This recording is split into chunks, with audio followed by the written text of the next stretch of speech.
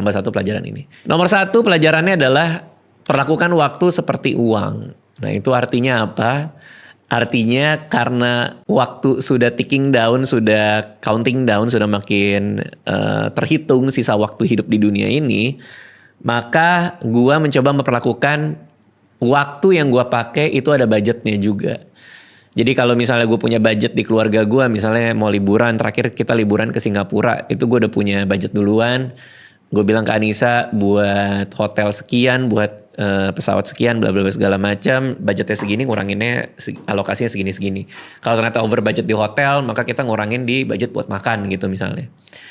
Nah di setahun kemarin tuh gue ngerasa karena waktu itu juga semakin terbatas, maka gue mulai ngebudget waktu gue untuk hal-hal yang gue lakuin.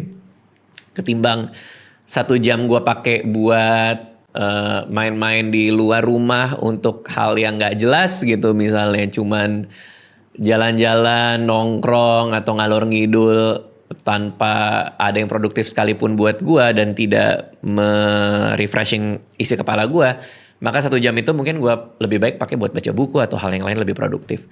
Jadi gue mulai budgeting waktu gue.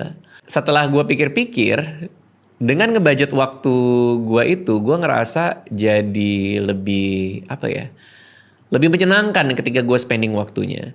Contohnya dari sisi energinya, gue tuh ngerasa kayak misalnya kalau waktu yang gue pakai untuk hal yang gue suka, itu gue ngelakuinnya tuh sangat berenergi dan gue bisa ngelakuin untuk hal yang lama. Misalnya kayak gue ngajar di Universitas Indonesia, ngajar di UI. Setiap kali gue ngajar itu gue ngerasa mata gue nyala, gue ngerasa badan gue gerak dengan sangat dinamik gitu, karena gue ngerasa apa yang gue lakuin tuh memang sangat menyenangkan.